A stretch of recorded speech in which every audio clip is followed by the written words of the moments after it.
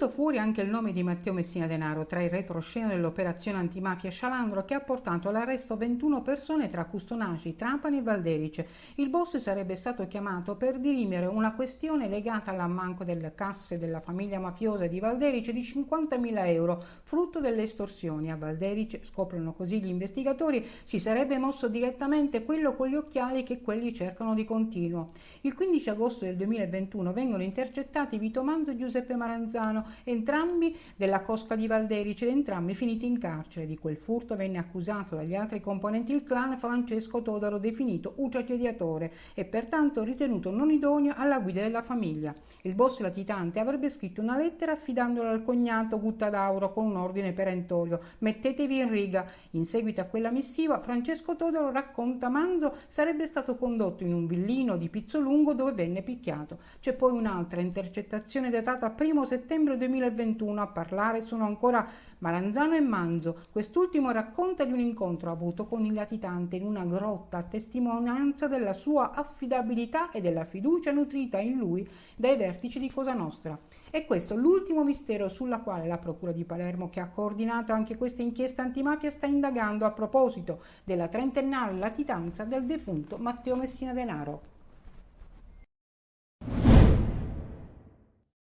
Ha radici siciliane e un'immancabile sede a Londra, la SC Handling, la società che attualmente si occupa dei servizi di terra e di assistenza ai passeggeri, diventata negli ultimi 3 anni il più importante gestore nei principali scali siciliani, oltre Palermo anche Catania, Trapani e Comiso, e che per questa improvvisa ascesa ha destato l'interesse del collega Mario Barresi, che oggi esce sul quotidiano La Sicilia con un'inchiesta che titola Affari segreti e sponsor politici. Sono accorto che c'è qualche buco nero, qualche cosa che comunque ti fa capire che lo scenario degli aeroporti siciliani, soprattutto a livello di servizi, a livello di rapporti con le compagnie, probabilmente è cambiato, ed è cambiato non sempre con procedure e con prassi trasparenti.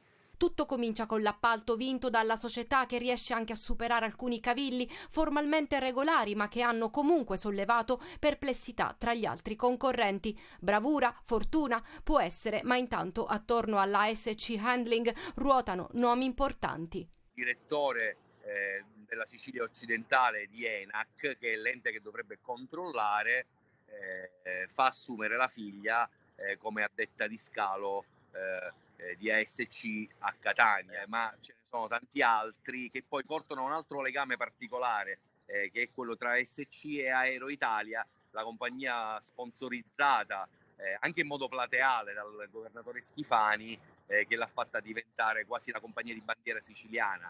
Un sistema ben radicato dove emergono personaggi e ruoli sospetti. Il ruolo del country manager di Aero Italia, che fa assumere il proprio figlio sempre in ASC, figlio che poi è sposato con la figlia della segretaria che lavora nello staff di Schifani, che poi guarda caso è anche la sorella del famoso chef palermitano coinvolto nella vicenda di cocaina. Ora non c'entra nulla, ma questi intrecci fanno capire che, pur essendo in un mercato privato dove ognuno può assumere chi vuole, molto spesso le assunzioni servono a gestire alcuni rapporti politici.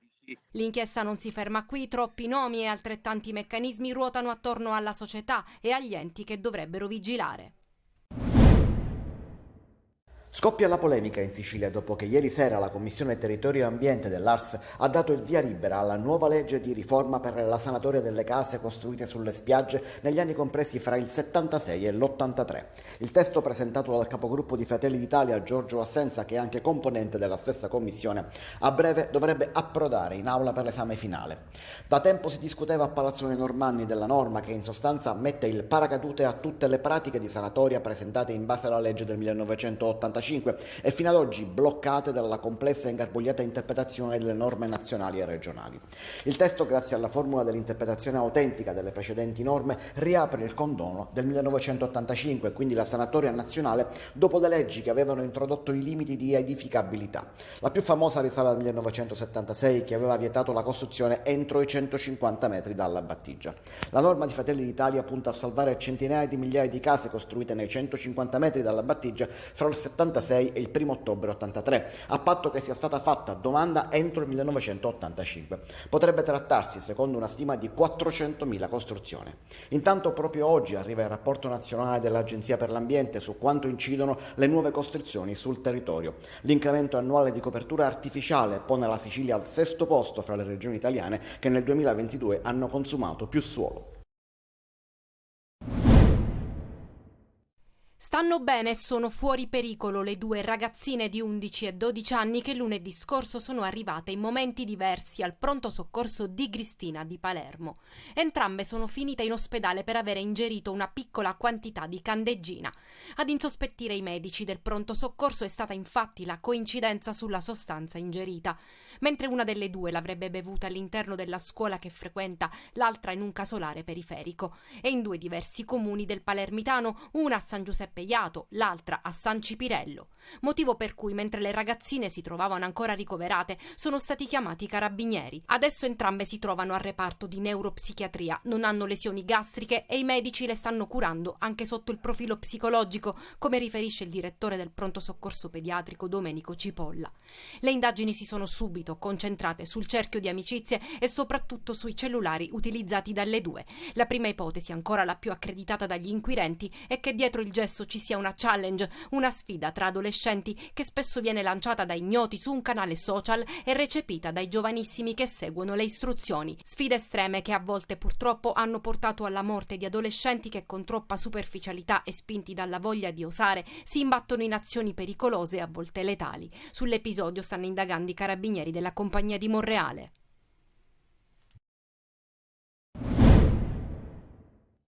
Non so niente, veramente. Sono rimasto scioccato quando l'hanno detto questa mattina. Questa è la pura verità, basta. Sortino è sotto shock. Don Vincenzo Cafra, parroco della Chiesa Madre, è stato arrestato. Secondo i carabinieri chiedeva 100 euro per ogni funerale.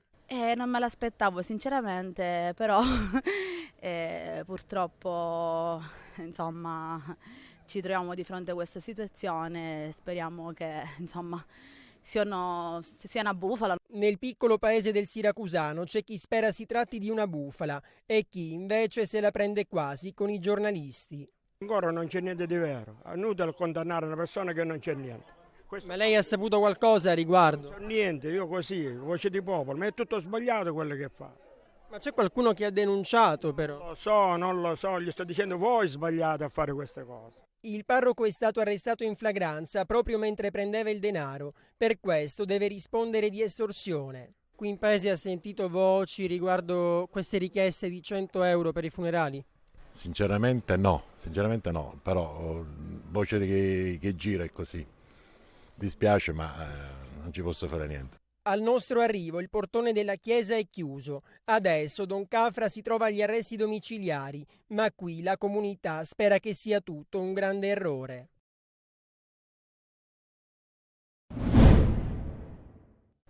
Arriva fin dentro le aule dell'istituto Pestalozzi l'odore nauseabondo della spazzatura, per non parlare dei ratti che si aggirano nel cortile e degli insetti che volano ovunque. È davvero imbarazzante la scena che si presenta sul viale Giovanni da Verrazzano, nel quartiere Villaggio Sant'Agata, dove anche la scuola fa i conti con le discariche abusive che offendono decoro e dignità. Suonano come una beffa persino i cartelli che invitano a non gettare la spazzatura, tanto da queste parti Sacchetto Selvaggio colpisce in maniera inesorabile.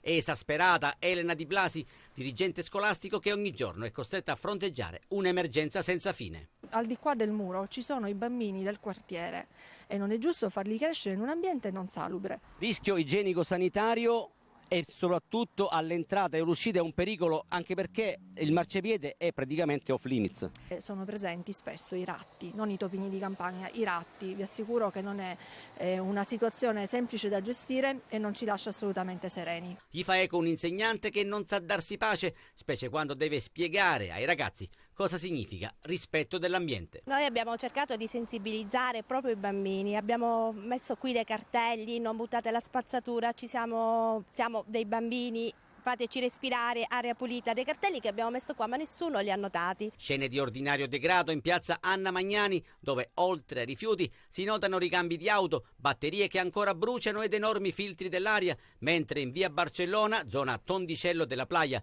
la sede stradale è ristretta da una discarica abusiva a cielo aperto. Ben visibili pezzi di auto e guaine, residuo degli immancabili furti di metalli. Continua l'esodo dei medici dell'azienda sanitaria provinciale agrigentina verso i privati e verso la libera professione. Altri 4 camici bianchi del reparto ortopedia dell'ospedale San Giovanni di Dio di Agrigento, compreso il primario Giovanni Palmisciano, hanno annunciato le dimissioni volontarie dal 1° di novembre.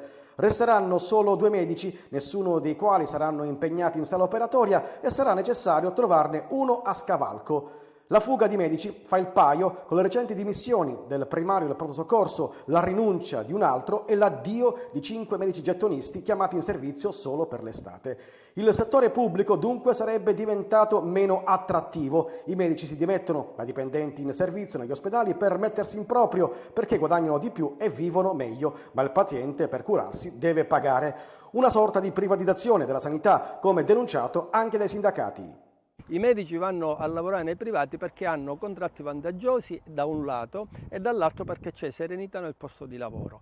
Qui anziché reinventarsi un modo di finanziamento per il privato convenzionato, continuano a dare più soldi danno al privato, più il privato è in condizione di aggredire i medici della sanità pubblica. A questo si arriva per insoddisfazione di medici spesso capaci e bravi, ma che non riescono, a ottenere le gratificazioni professionali, i concorsi, solo perché magari si rifiutano di andare in una delle bettole della politica.